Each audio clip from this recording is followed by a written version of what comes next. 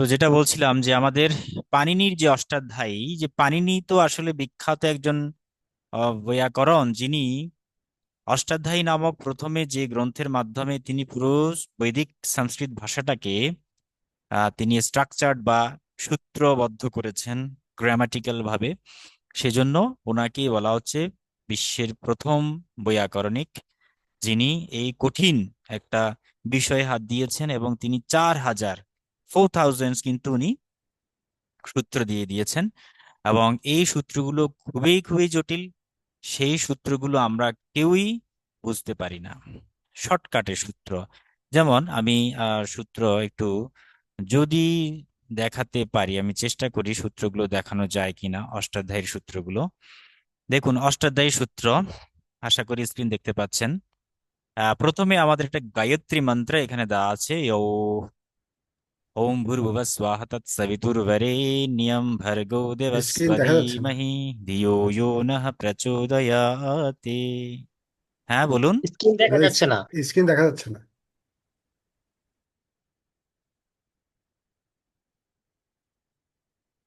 ও, screen দেখা যাচ্ছে না, না? দেখা যাওয়ার কথা। ওকে, হ্যাঁ, এবার দেখতে পাচ্ছেন কি? হ্যাঁ, এসছে, দেখা যাচ্ছে। হ্যাঁ, হ্যাঁ। আচ্ছা আচ্ছা, ভেরি গুড।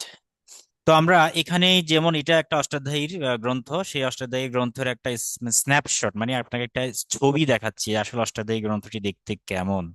হ্যাঁ, মেইন যে পিডিএফ ফাইল।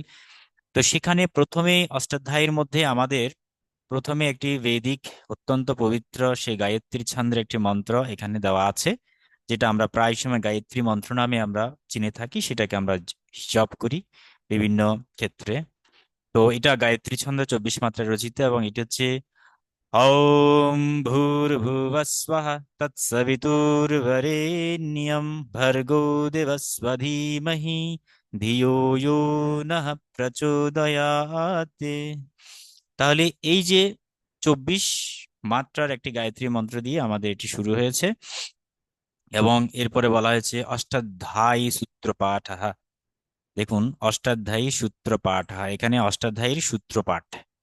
তো বলছে কি, অথ শব্দানুশাসনম, অথ শব্দানুশাসনম, মানে আমরা এবার শব্দগুলো আস্তে আস্তে জানবো, কি কি শব্দ অষ্টাধ্যায়ীতে উনি সূত্র আকারে লিখে দিয়েছেন, সেই সূত্রগুলো কি কি।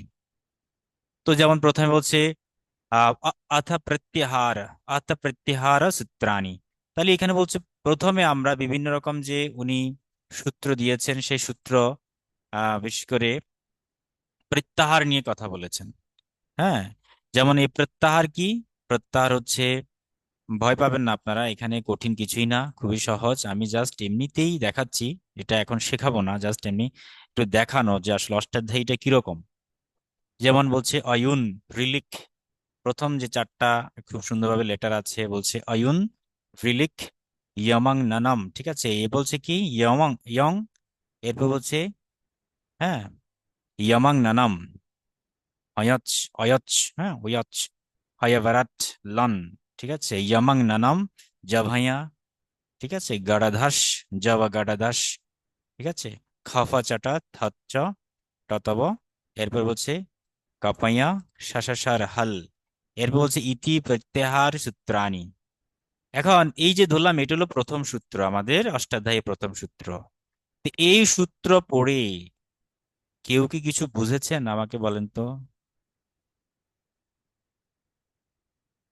না। কিচ্ছু না। বুঝি নাই। হ্যাঁ, তাহলে এই সূত্র আকারে এত ছোট, মানে এটাকে আমরা বলি যে আমাদের প্রত্যাহার সূত্রাণি আর কি। প্রত্যাহার সূত্রগুলো মাহেশী সূত্রতে আছে, পাওয়া গেছে, সেখান থেকে নেওয়া হয়েছে। এবং প্রথম অধ্যায়ে বলছে প্রথম পাদহ বৃদ্ধির আদেশ, বৃদ্ধির আদেশ, এইগুলো হচ্ছে সূত্র। এবার এক একটা সূত্র আসতেছে বৃদ্ধির আদেশ।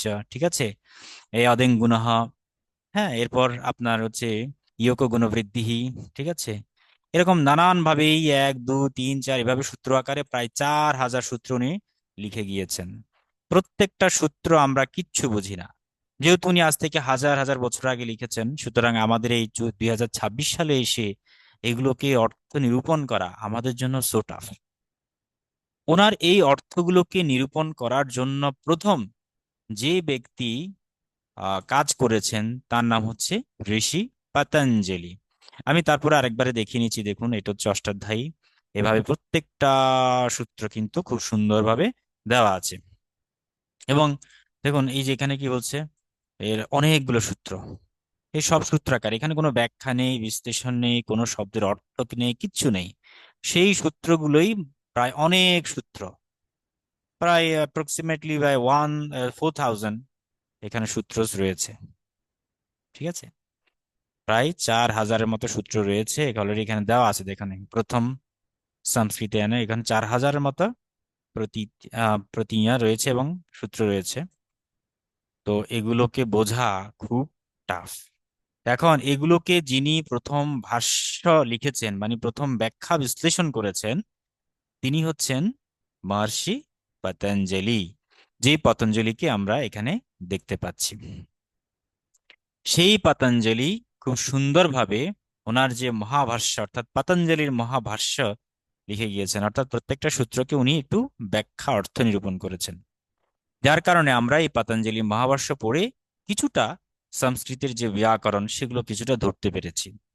এই হচ্ছেন সেই পতঞ্জলি যাকে এখানে কল্পিত একটা রূপে এখানে দেখানো হয়েছে, যার অর্ধেক হচ্ছে সর্পাকৃতি এবং যার ওই মাথা হচ্ছে, বডিটা হচ্ছে সর্পাকৃতি এবং ওর উপরে মাথাটা হচ্ছে পুরো হিউম্যান বডির মতো।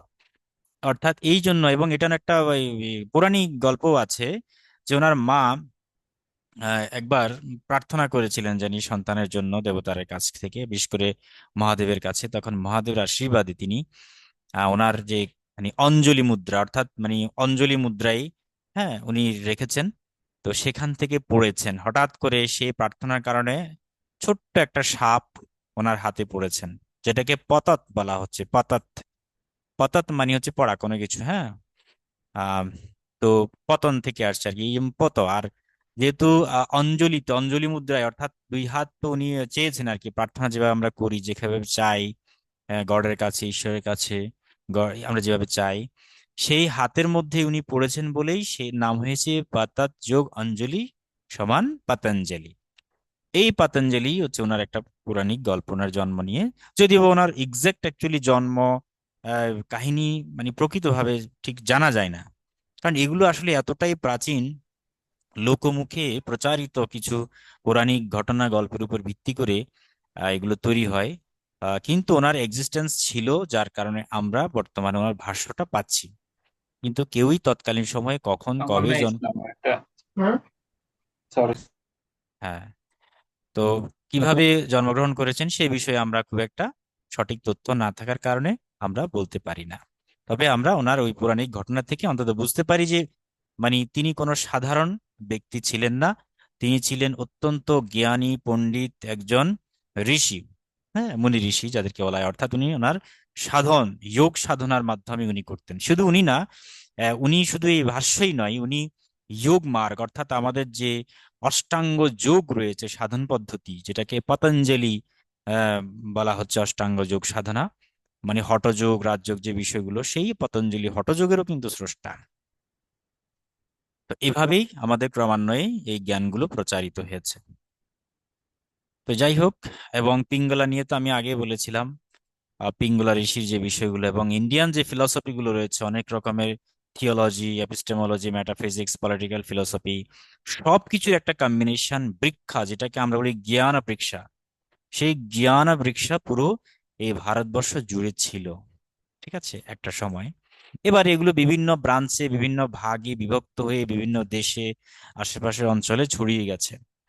এবং এই ভারতীয়দের যে সৃষ্টি, আজকালকার ওয়েস্টার্ন যারা রয়েছে, আমেরিকা, ইউরোপ কান্ট্রিতে যারা আছেন, তাদের পুরোটাই মানে আগ্রহ হচ্ছে ভারতবর্ষের উপর।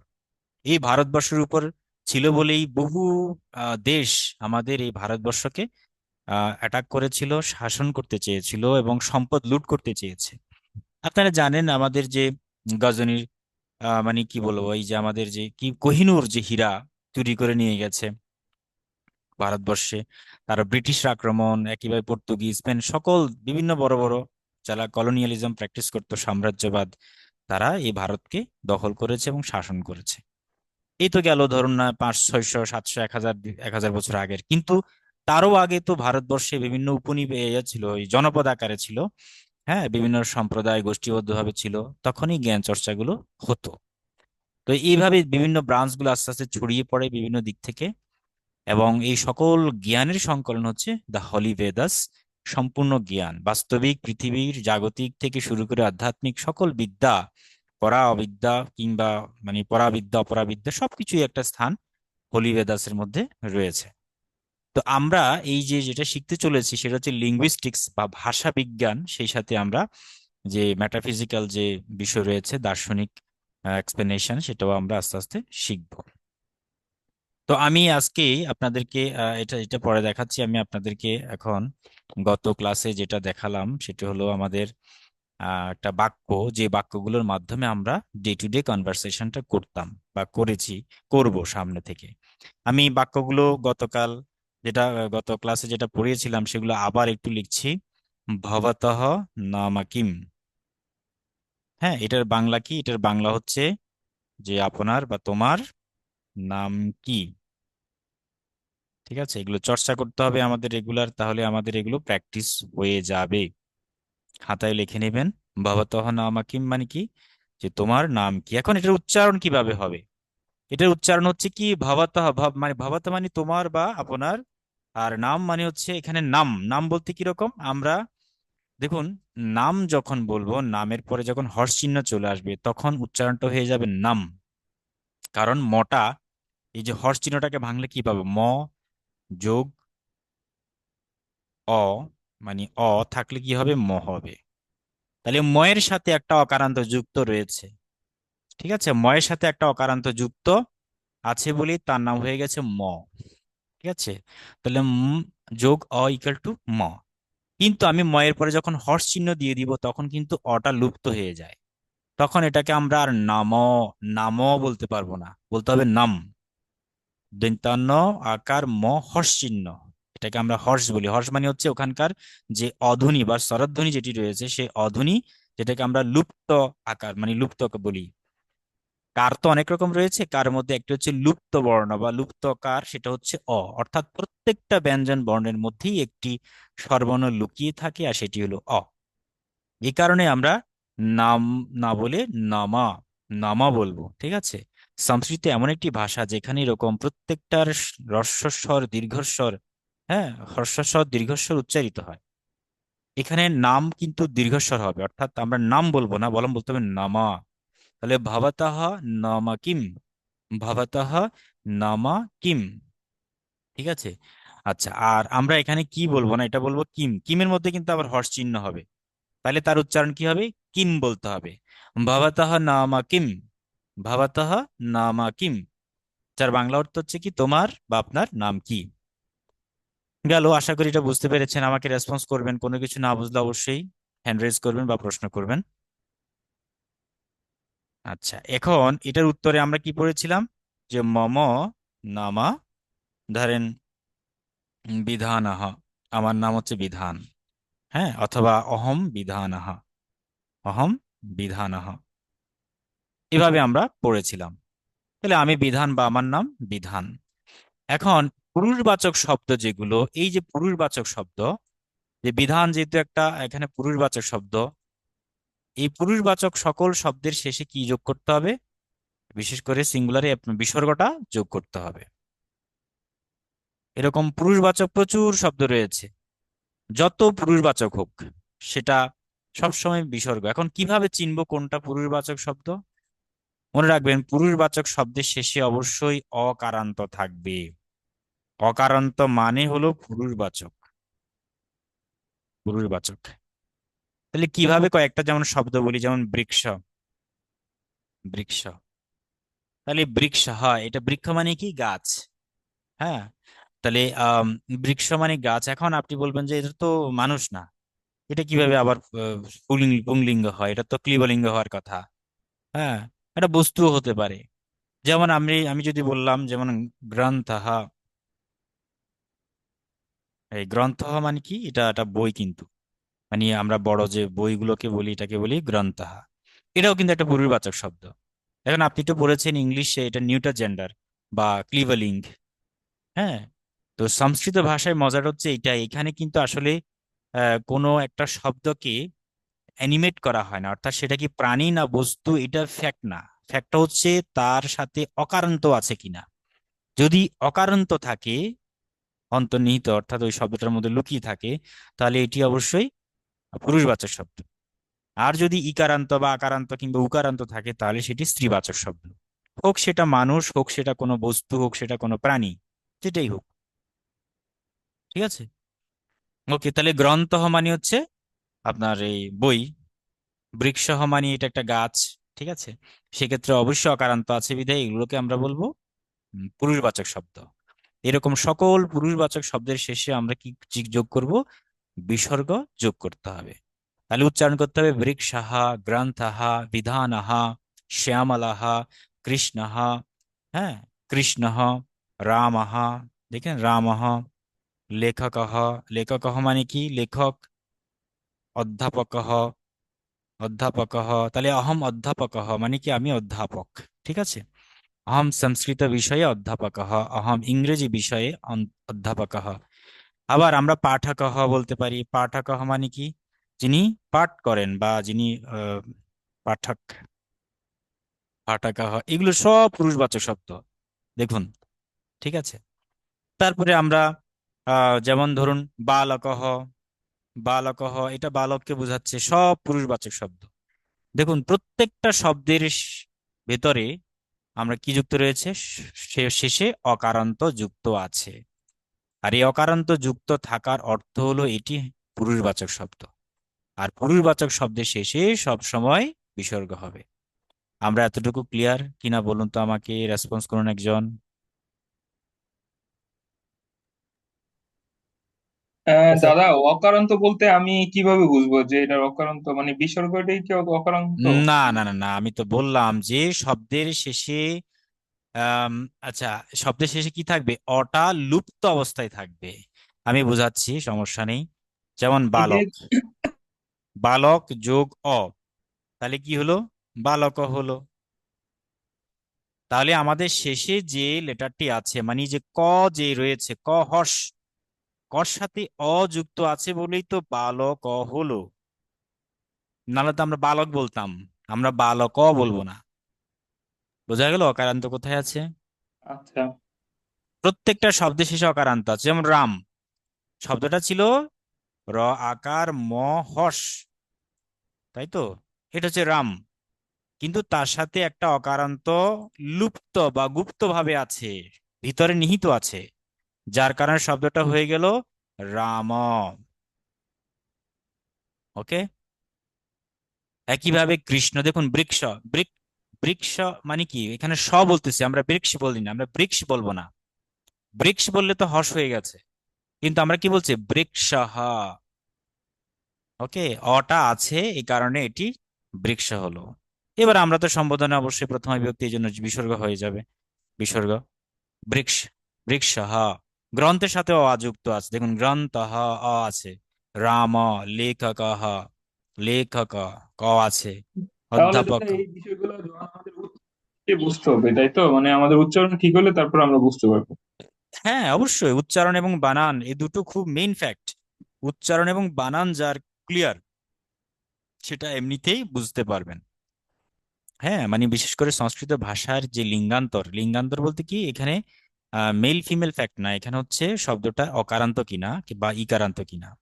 তারপর যেমন ধরুন আমি কিছু স্ত্রীবাচক শব্দ দেখাচ্ছি। যেমন বালিকা, বালিকার শেষে কিন্তু অকারান্ত নেই, এখানে আকারান্ত রয়েছে।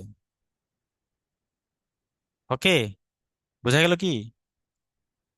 শব্দটা ছিল হ্যাঁ, বালিক, বালিকের সাথে হর্ষ, কেমন এটার সাথে আকারান্ত যুক্ত হয়েছে, এই কারণে তো বালিকা হয়েছে। হুম। একইভাবে রাধা, এই যে বালিকা একটা স্ত্রীবাচক শব্দ, রাধা একটা স্ত্রীবাচক শব্দ, গীতা স্ত্রীবাচক শব্দ, তামান্না স্ত্রীবাচক শব্দ, তারপরে কৃষ্ণা, কৃষ্ণা স্ত্রীবাচক শব্দ। ওকে, এরকম অসংখ্য রয়েছে। যেমন আমরা বলি না, আমরা যে আপনারা যারা বাংলা পড়েছেন, নদ এবং নদীর মধ্যে পার্থক্য কি? ছোটবেলায় যখন জিজ্ঞেস করতো, আচ্ছা বলো তো নদ আর নদীর মধ্যে পার্থক্য কি, দেখি আপনারা বলুন তো নদ আর নদীর মধ্যে পার্থক্য কি।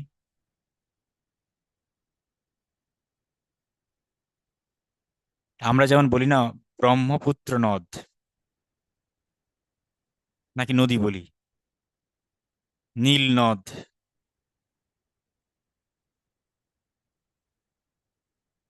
এগুলোকে আমরা নদ বলি।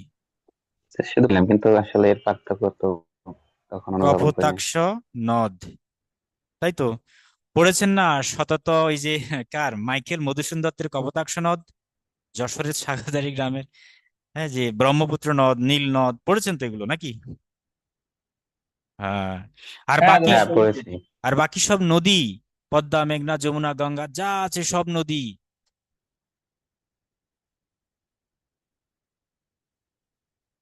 মেসেজ কে দি, কেউ কি মেসেজ দিয়েছেন? হ্যাঁ, দেখি তো। কি মেসেজ দিল?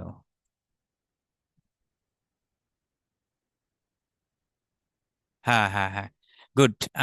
আমাদের যেটা কৌস্তুভ লিখেছেন খুব ভালো, নদ হচ্ছে পুরুষবাচক আর নদী হচ্ছে স্ত্রীবাচক। হ্যাঁ, আমি ওটাই জানতে চাচ্ছি। তো আমরা ছোটবেলায় না বুঝে কি বলতাম যে নদ হচ্ছে ছোট, আর নদী মানে মনে হয় বড়। ঠিক আছে। নদ হচ্ছে মনে হয় পুরুষ, আর নদী হচ্ছে স্ত্রী। এটা আমরা না বুঝে বলতাম অনেক সময়। তবে ম্যাক্সিমাম বলতাম ছোট বড় দিয়ে আমরা তুলনা করতাম। কিন্তু আসলে না, যেহেতু ভাষা চলে ব্যাকরণের নিয়ম অনুযায়ী বা ভাষার নিয়ম অনুযায়ী, সেই জন্য দেখুন এখানে ব্রহ্মপুত্র অকারান্ত আছে, নীল অকারান্ত আছে, কপোতাক্ষ অকারান্ত আছে। আর অকারান্ত আছে বলে এগুলোর সাথে আমরা নদ শব্দটা যুক্ত করছি। এগুলো হচ্ছে নদ। নদ হচ্ছে তাহলে কি পুরুষবাচক শব্দ। আর নদী, নদী যখন আমরা দীর্ঘ ই বলছি তখন এটা কিন্তু স্ত্রীবাচক শব্দ হয়ে গেছে। কারণ কি, এটি ইকারান্ত যুক্ত রয়েছে। শব্দের শেষে ইকারান্ত যুক্ত থাকলে এটা স্ত্রীবাচক শব্দ, এবং আকারান্ত থাকলে স্ত্রীবাচক শব্দ, উকারান্ত থাকলেও স্ত্রীবাচক।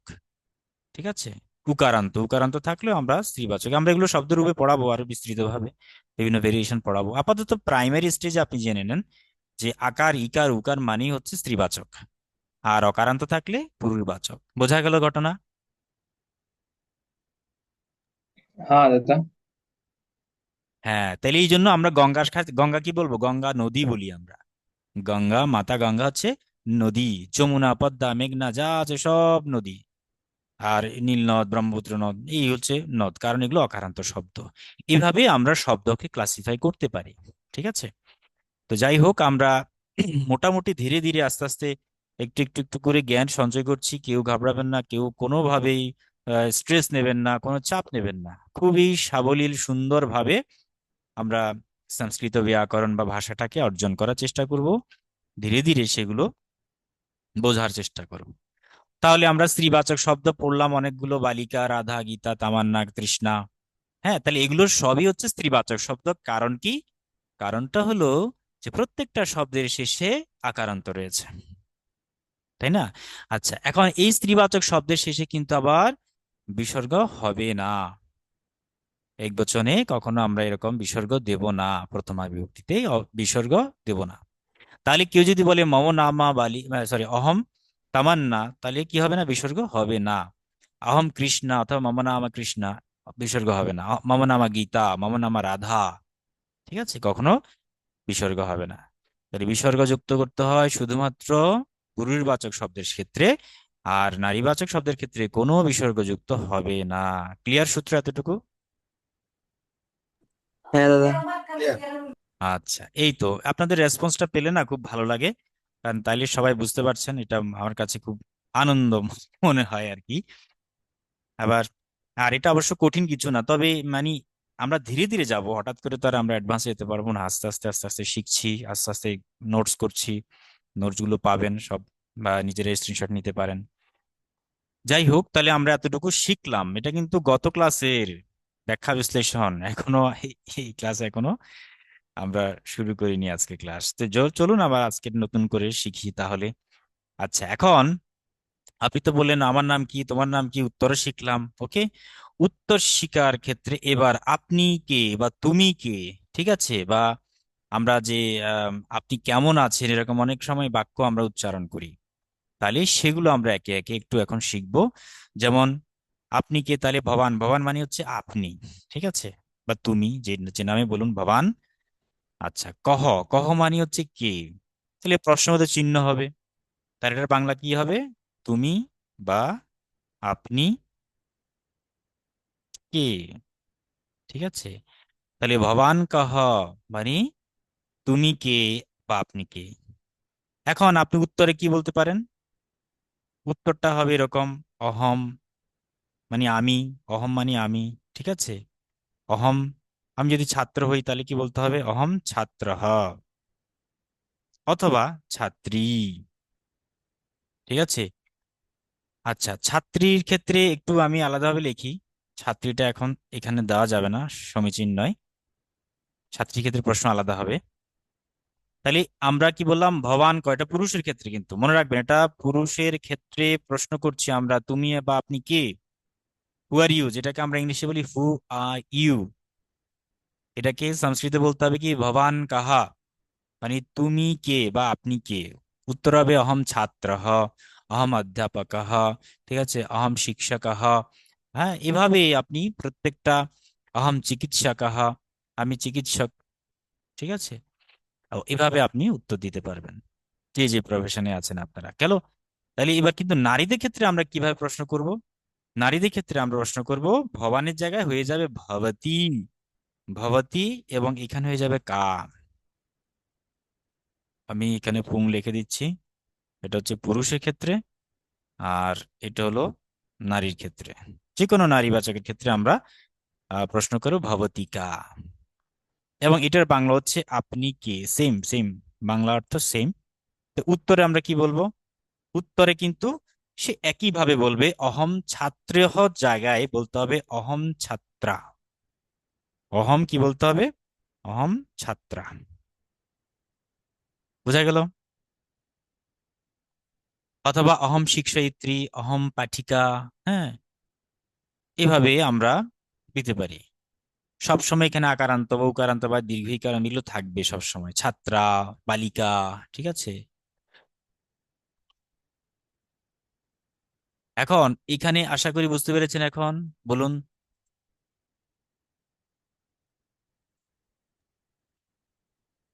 আচ্ছা, এবার একটু আমরা বানা, হ্যাঁ, দাদা উচ্চারণ গুলো যদি আবার যদি বলতেন, এই যে ভবতী কা হবে না কা, কি হবে না এটা? না, এখানে কার মধ্যে কোনো রকমের বিসর্গ হবে না, এখানে আমরা নারীবাচকের ক্ষেত্রে বিসর্গ দিব না, এখানে কা বলতে হবে, ভবতী কা, ভবতী, তবে এখানে দীর্ঘিকার তো একটু দীর্ঘ উচ্চারণ হবে, ভবতী কা।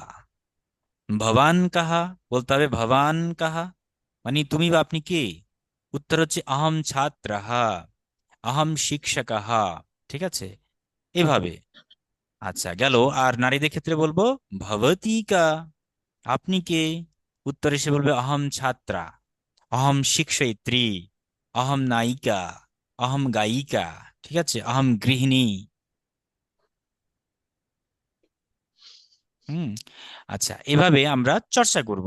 এখন বানানের ক্ষেত্রে অনেক সময় আমরা এরকম লিখতে পারি না, অহম এভাবে লেখা যায় বা অহম এভাবে লেখা যায়। একটা হচ্ছে অনুস্বার, অর্থাৎ অ হ অনুস্বার, এবং একটা হচ্ছে অ হ ম হর্ষ।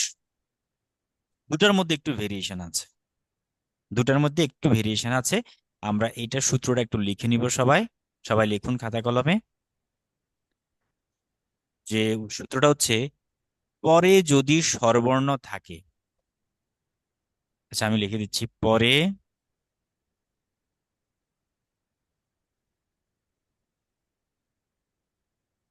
পরে যদি স্বরবর্ণ থাকে, তাহলে ম হর্ষ, মানে ম দিয়ে করতে হবে। আর উল্টোটা হচ্ছে, পরে যদি ব্যঞ্জন বর্ণ থাকে তাহলে অনুস্বার দিতে হবে, অনুস্বার উচ্চারিত হবে। পরে যদি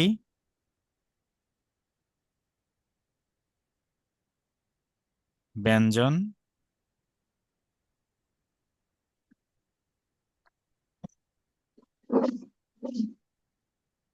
ব্যঞ্জন বর্ণ থাকে,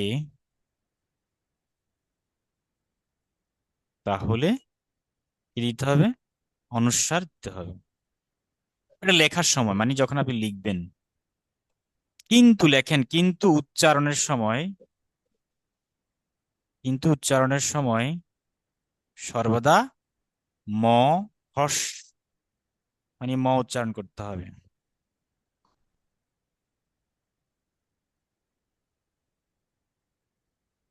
ক্লিয়ার? আমি উদাহরণ দিচ্ছি। আহ উদাহরণ লিখুন, যেমন অহম, ঠিক আছে, অহম অসীমহ গেল। ওকে, আচ্ছা আরেকটা উদাহরণ দিচ্ছি, অহম বিধানহ। লেখার সময় এভাবে লিখতে হবে। তার কারণ কি দেখুন, এখানে আমরা মানে পরের শব্দটা আমাদের ভাওয়েল দিয়ে শুরু হয়েছে না, স্বরবর্ণ দিয়ে শুরু হয়েছে, তাহলে আমরা এক্ষেত্রে ম দিব। আর পরে এখানে যে শব্দটা আছে সেটি হলো কনসোনেন্ট বা ব্যঞ্জন বর্ণ দিয়ে শুরু হয়েছে, সেই কারণে আমরা অনুস্বার দিব। এই বিষয়টা কি ক্লিয়ার হয়েছে কিনা বলেন সবাই? হ্যাঁ দাদা। গুড। এটা আরেকটু বলেন তো। বহু দাদা সমীচীন। আরেকটু আমি দাদা আবার আরেকটু বলছি, বলেন এটা। হ্যাঁ আরেকবার বলছি, পরের অর্থাৎ পরের মানে দুটো শব্দ থাকলে, দুটো শব্দ যদি কাছাকাছি থাকে, দুটো শব্দ থাকলে প্রথম শব্দ যদি অহম, প্রথম শব্দ তো অবশ্যই অনুস্বার যুক্ত হবে, পরের শব্দটার প্রথম লেটারটা যদি ভাওয়েল থাকে বা স্বরবর্ণ থাকে, তাহলে আমাদের বানানের ক্ষেত্রে ম হর্ষ দিতে হবে।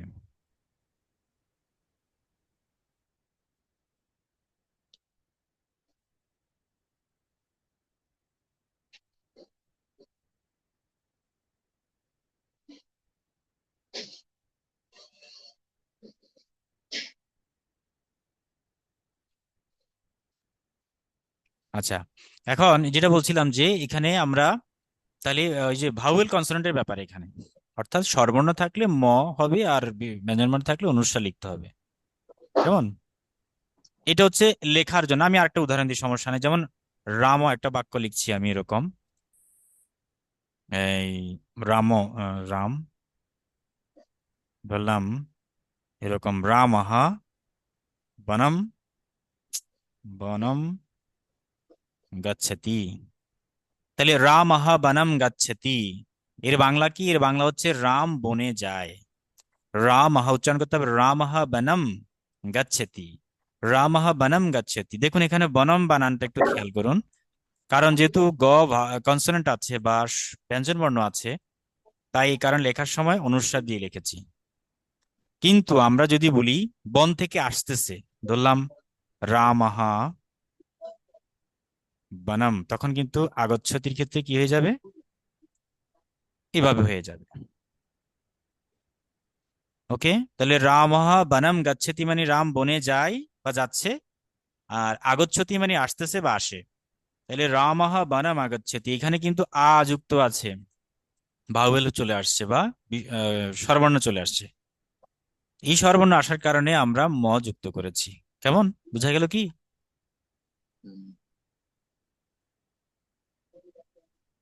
Just a minute.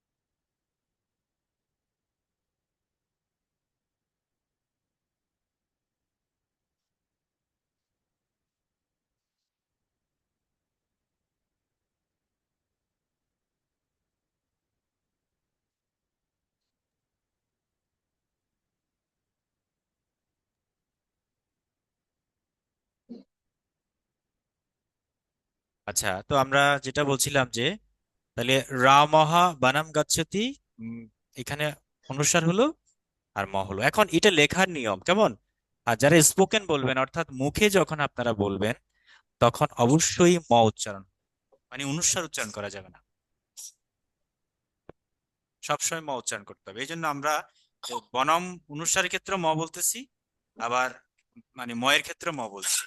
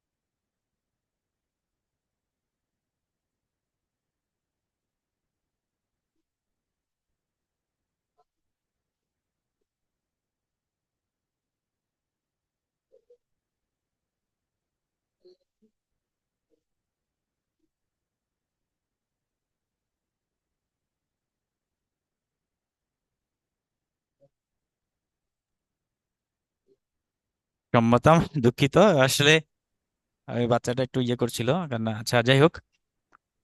আর রামম, তাহলে কি বললাম যে আমাদের সব সময় উচ্চারণের ক্ষেত্রে ম উচ্চারণ করতে হবে। এই কারণে দেখুন আমরা অনেকগুলো মন্ত্র আছে গুরুত্বপূর্ণ, বা যখন আমরা কোনো শ্লোক পাঠ করি সেখানে আমরা কখনো অনুস্বার উচ্চারণ করতে পারবো না। কেন অনুস্বার উচ্চারণ করতে পারবো না দেখুন, যেমন এরকম অনেক রকমের শ্লোক মন্ত্র আছে যেখানে অনুস্বারের ব্যবহার রয়েছে। কথার কথা আমরা যেমন ধরি এই যে ওমকারের কথা বলছি, অনেকে এটার উচ্চারণ অনেক ভুল ভাল তো করছে, মার্কেটে চলছে অনেক কিছুই, অনেকে ওং উচ্চারণ করছে, এটা ভুল উচ্চারণ। এই উচ্চারণে এটার কোনো কার্যকারিতা থাকবে না, এই উচ্চারণে কিন্তু আবার অর্থ পাল্টে যাবে। তারপরে আমরা এরকম আমাদের অসংখ্য রকমের বীজমন্ত্র রয়েছে যেখানে অনুস্বারটা রয়েছে। হ্যাঁ, যেমন ওম নমঃ ভগবতে বাসুদেবায়, ঠিক আছে, এটা আমরা এখানে অনেকে ওং বলছে। পুরোহিতরা অনেক দেখবেন, পুরোহিতরা পূজা করার সময় এটা ভাবে উচ্চারণ করে। ঠিক আছে, শান্তি যখন আমরা বলি শান্তি শান্তি শান্তি, আবার এখানে ওঙ্কার রয়েছে, সেই ওঙ্কার উচ্চারণটা প্রচন্ড মানুষ ভুল করে, এটা উচ্চারণটা অনেক ক্রিটিক্যাল আছে, লুপ্ত আছে, অনেক স্বর আছে, অনেক হাই পিচ আছে। যাই হোক, সেটা আরেকদিন আলোচনা করব। তাহলে এই জন্য উচ্চারণের সময় সব সময় আমরা ময়ের মতো উচ্চারণ করব, কিন্তু লেখার সময় আমাদেরকে যেন ঠিক রেখেই আমরা যেন লিখি। মানে কি, তাহলে আমরা উচ্চারণের সময় কি বলবো? বনম, বনং এর ক্ষেত্রে আহ বনং এর ক্ষেত্রেও যেমন বনম উচ্চারণ হবে, আবার বনমের ক্ষেত্রেও কিন্তু বনমই উচ্চারণ হবে। বোঝা গেল এতটুকু? বোঝা গেলে আমি পরের টপিকে যাচ্ছি। হ্যাঁ দাদা। হ্যাঁ, হ্যাঁ দাদা, বুঝেছি দাদা। হ্যাঁ, বুঝে হ্যাঁ, গেছি। একদম একদম এগুলো কাজে লাগাতে হবে একদম সম্পূর্ণভাবে। তাহলে আসুন আমরা এবার একটু স্পোকেন প্র্যাকটিস করি সবাই। তাহলে আমরা সবাই নাম কি, কিভাবে উত্তর দেব, এবং আপনি কে, তুমি কে, বা আমি এটা সেটা, এগুলো আমরা মোটামুটি জেনেছি।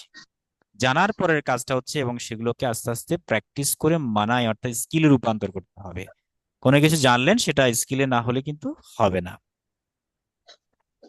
ওকে, তো আমরা আসি পরের টপিক।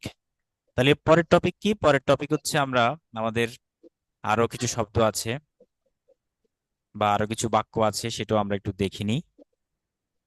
এখানে আমি স্লাইডিকে দেখাচ্ছি, অনেক শব্দ আমাদের শিখতে হবে, অল্প অল্প করে শব্দ, কিছু কিছু শব্দ আমরা শিখবো, প্র্যাকটিস করব। উম,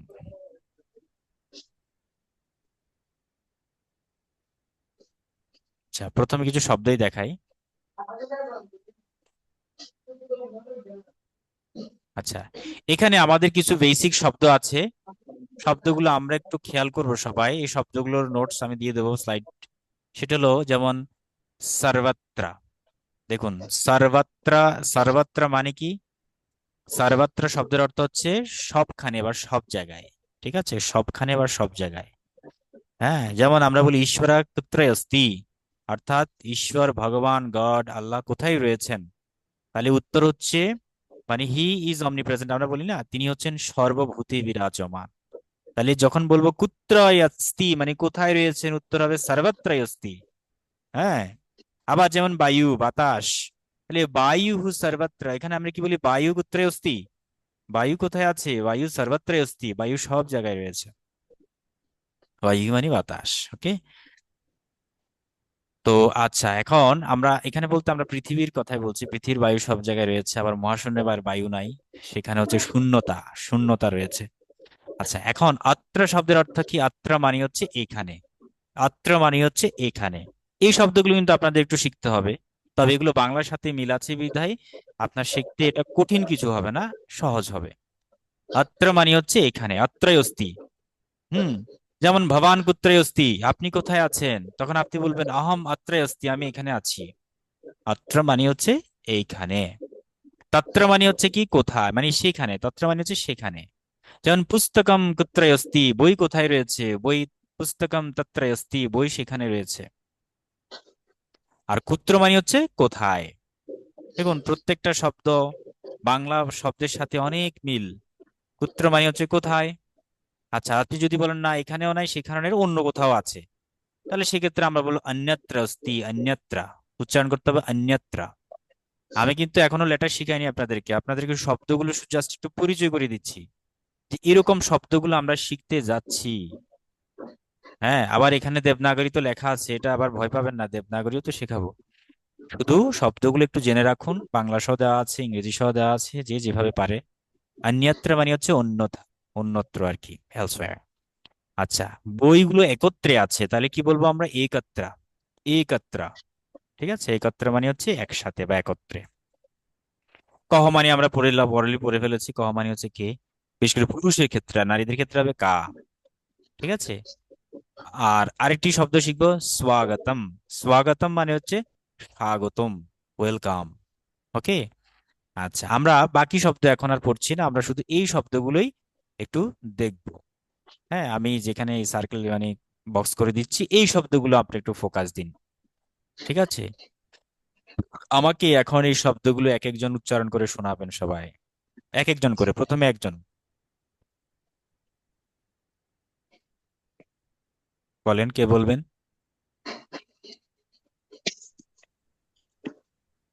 सर्वत्र। হ্যাঁ, আচ্ছা, এখানে একটু আরেকবার বলুন। सर्वत्र। উচ্চারণটা এক্স্যাক্টলি হয়নি। আচ্ছা, আপনি সবগুলো বলে যান, আমি দেখি। अत्र। হ্যাঁ, এটা হয়েছে অনেকটা। तत्र। হয়েছে, कुत्र। হয়েছে। अन्यत्र। হয়নি, আবার বলুন। अन्यत्र।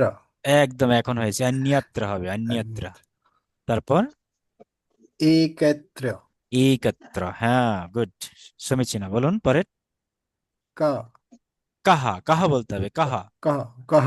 হ্যাঁ, পরেরটা स्वागतम। স্বা, হ্যাঁ, একদমই ভেরি গুড, স্বাগতম। ঠিক আছে। सर्वत्रটা কি? सर्वत्र। স্যার, এটা উচ্চারণটা আমাদের র উচ্চারণটা করতে হবে।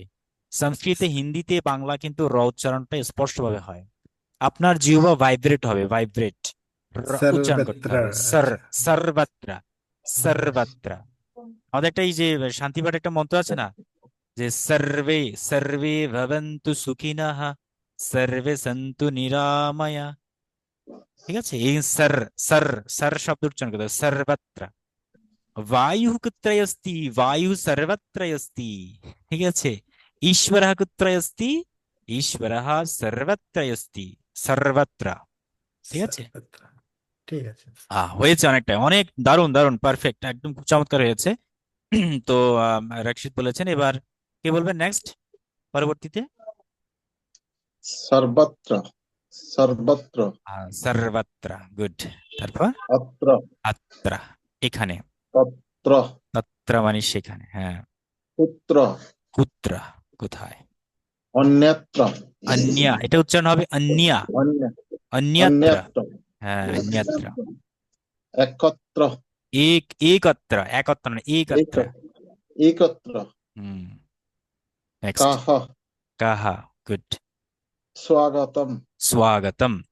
আচ্ছা, স্বাগতম। হ্যাঁ, স্বাগতম খুব চমৎকার। আমি এটা লিখে দিচ্ছি। স্বাগতম কিভাবে লিখতে হবে, প্রথমে সু হয়ে যাবে, এরপর হচ্ছে আগতম। সু আগতম, স্বাগতম, আগতম। ঠিক আছে, স্বাগতম। কারণ দন্তস্বর পরে যখন ব সংযুক্ত আকারে আসে, এটাকে আমরা বফলা বলি, এই সংযুক্ত আকারে আসলে কিন্তু তখন এটা সোয়া সোয়া হয়ে যায়। সোয়া, স্বাগতম। ঠিক আছে। সর্বেশম স্বাগতম, সবাইকে স্বাগতম জানাই। দাদা এইটা একটু আবার একটু বলেন তো। স্বাগতম অর্থাৎ সুযোগ আগতম ইকাল টু সোয়া, মানে সুর সাথে, এটা আপনারা সন্ধি পড়েছেন না, বাংলা সন্ধি তো আছে, মানে তৎসম সন্ধিতে, সেটা হলো যখন সুযোগ সুযোগ আ হয়ে যায়, তখন হয়ে যায় সোয়া। ঠিক আছে, সোয়া হয়ে যায়। তাহলে এই যে দন্তস্ব বয়ফলা আকার, হ্যাঁ, এটাকে আমরা ভাঙলে কি পাবো, সুযোগ আ ইকাল টু সোয়া। তাহলে সুউচ্চারণ মানে সংস্কৃতে প্রত্যেকটা লেটারের ইন্ডিভিজুয়াল উচ্চারণ করতে হয়, পৃথক পৃথক উচ্চারণ করতে হয়। সুযোগা স্বা, স্বাগতম। ঠিক আছে, স্বাগতম। এবার দ্রুত বলতে গিয়ে অনেক সময় স্বাগতম স্বাগতম স্বাগতম হয়ে যাচ্ছে, বাট একদম প্রাইমারি স্টেজে আমরা আলাদা ইন্ডিভিজুয়াল ফোকাস দিয়ে উচ্চারণ করব। স্বাগতম। খুব সুন্দর একটা, আমার ওই চ্যানেলে একটা সংস্কৃতের গানও আছে, মানে বার্থডে সং আর কি, স্বাগতম, এই বিভিন্ন সুন্দরভাবে। আমি লিঙ্ক দিয়ে দেবো এক সময়। আচ্ছা, যাক, হয়েছে মোটা সব। আর কি বলতে চাচ্ছেন বলুন। सर्वत्र হ্যাঁ, সর্বত্র। अ- আহ, अन्यत्र অন্যত্র, तत्र তত্র, कुत्र তত্র। হুম। अच्छा, एकत्र একত্র। कः হুম। কাহা। स्वागतम् স্বাগতম। স্বাগতম না, স্বাগতম তো বাংলায় বলি, स्वागतम् স্বাগতম বলতে হবে, স্বাগতম। আচ্ছা, হাত তুলেছেন। स्वागतम् হ্যাঁ, হাত তুলেছেন তাপস পাল। তাপস পাল বলুন। सर्वत्र সর্বত্র। হুম।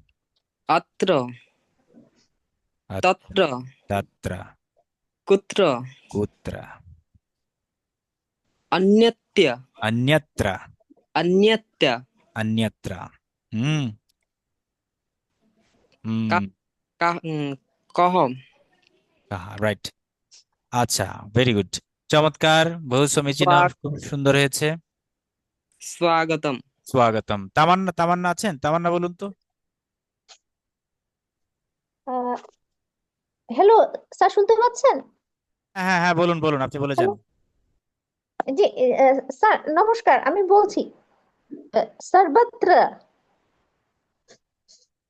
অত্র, তত্র, কুত্র, অন্যত্র, একত্র, কহ, স্বাগতম।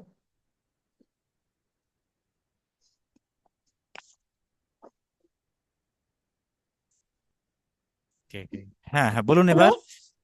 হুম। স্যার, আমি কি সবগুলো কি মানে ঠিক মতো বলেছি? আপনি আমাকে বলুন, সর্বত্র, স্বাগতম এগুলো বলুন, অন্যত্র বলুন। জি জি জি। সর্বত্র, অত্র, তত্র, কুত্র, অন্যত্র, একত্র, কহ, স্বাগতম। আচ্ছা, স্বাগতমটা একবার বলুন, আরেকবার বলুন, স্বাগতম। স্বাগতম। হুম। না, এভাবে বলবেন, আগতম, স্বাগতম। সুআগতম। হ্যাঁ, দন্তস্ব উচ্চারণটা আসলে সংস্কৃত ভাষায় একটু ভিন্ন। আমরা যে দন্তস্বটা উচ্চারণ করি, এটার একটু ভেরিয়েশন আছে। দন্তস্ব আবার সবাই সঠিকভাবে উচ্চারণ করতে পারে না। তো ওটা কিরকম, দন্তস্বটা অনেক সময় ছ এবং চ এর মাঝামাঝি উচ্চারণ করতে হবে। যেমন আমরা বলি না সবুজ, আমরা তো সবুজ এভাবে উচ্চারণ করি, কিন্তু সংস্কৃতে এটাকে বলতে হবে সবুজ, স। অর্থাৎ এটা কি ছও না চও না, মাঝামাঝি একটা শব্দ স। যেমন সর্বত্র, হ্যাঁ, স্বাগতম। আমরা কিন্তু স্বাগতম বলতে পারবো না, স্বাগতম বলতে পারবো না, বলতে হবে স্বাগতম। स्वागतम একত্র, ঠিক আছে। আর অবশ্যই আমরা এই যে তাত্রা, এটা হচ্ছে তৎ, তৎ হর্ষ, এরপরে রফালা হয়ে যায়, তাহলে তত্রা, তত্র হবে না, টানতে হবে, টানতে পারবেন না। তাত্রা শর্ট, এটা শর্ট ভাওয়েল, তত্র শর্ট সাউন্ড হবে। দাদা দন্তের নয় জফলার উচ্চারণটা একটু ও আচ্ছা আচ্ছা, অন্য। হ্যাঁ। এই যে নয় জফালা, মানে যখন জফালা হবে, জফালা তো আসলে ইয়, ইয় থেকে আসে জফালাটা, অন্তস্থ ইয়, ঠিক আছে।